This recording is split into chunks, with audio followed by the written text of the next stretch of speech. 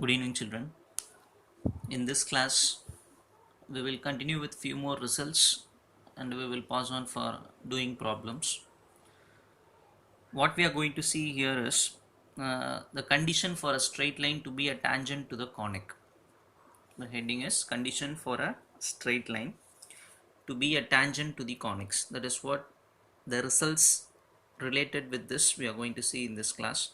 You know very well what is meant by a tangent. You know what is meant by a straight line.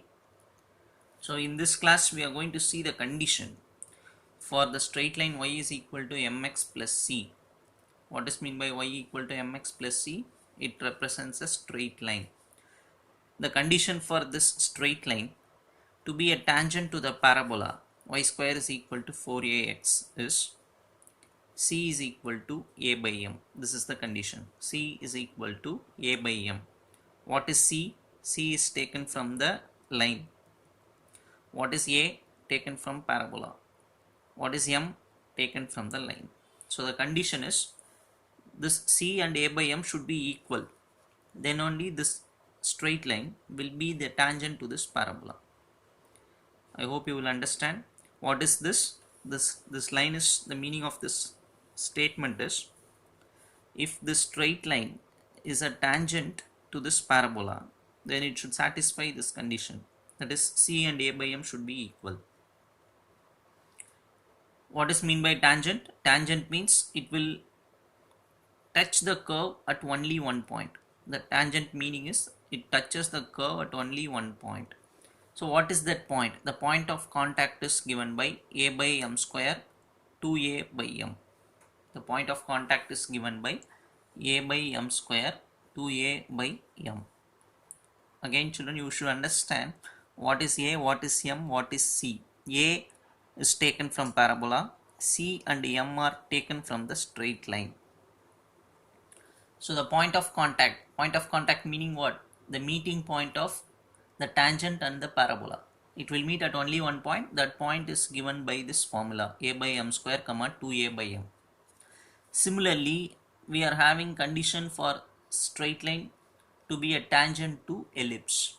This is condition for a straight line to be a tangent to parabola. This is the meeting point. In the second statement, we are seeing the condition for straight line to be tangent to the ellipse. Ellipse equation is given like this: x square by a square plus y square by b square is equal to 1, and the condition is c square is equal to a square m square plus b square. This is the condition for what? If these two are equal, then I can say that this line is a tangent to the ellipse.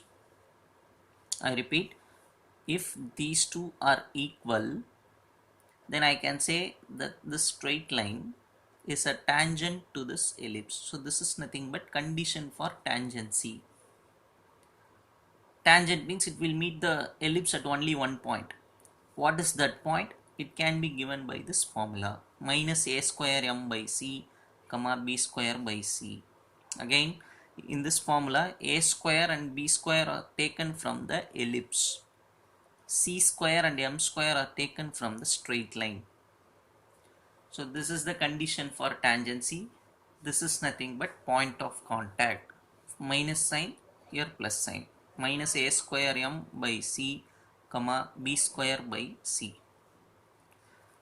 Next, we will see the condition for a straight line to be a tangent to the hyperbola. You know very well, hyperbola means in between minus sign will come. So what is the condition for this straight line to be a tangent to the hyperbola is c square is equal to a square m square minus b square. There it is plus b square, here it is minus b square. So if c square and a square m square minus b square are equal, I can say the straight line is a tangent to the hyperbola. Again I repeat, tangent means it will meet the curve at only one point.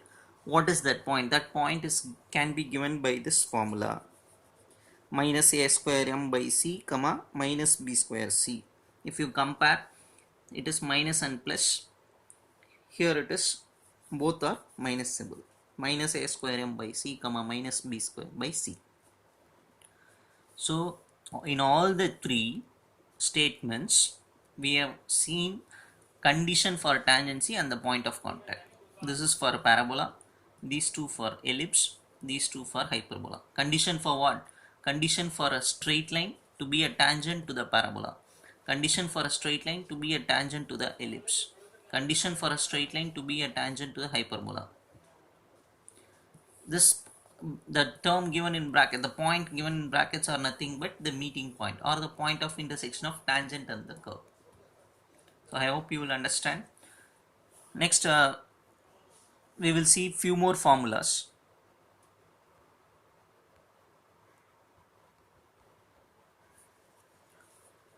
And if you look at this, it is given the equation, or we can even say the general equation. The general equation of tangent to the parabola is given by y is equal to mx plus a by m.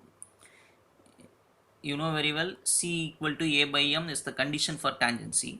So that we are replacing it. Y is equal to mx, in place of c we are writing a by m. What is this? This is nothing but equation of tangent to the parabola, or I can say the general equation of tangent to the parabola. Y is equal to mx plus a by m. This is what? Equation of tangent to the parabola. Even I can say general equation of tangent to the parabola.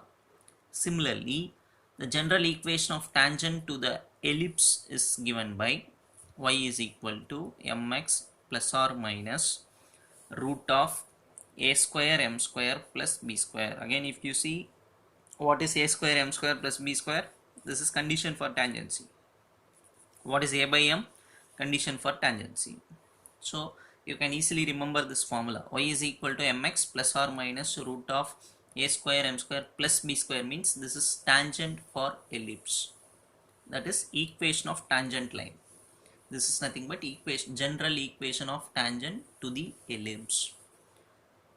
Third one, the general equation of tangent to the hyperbola is given by y is equal to mx plus or minus root of a square m square minus b square.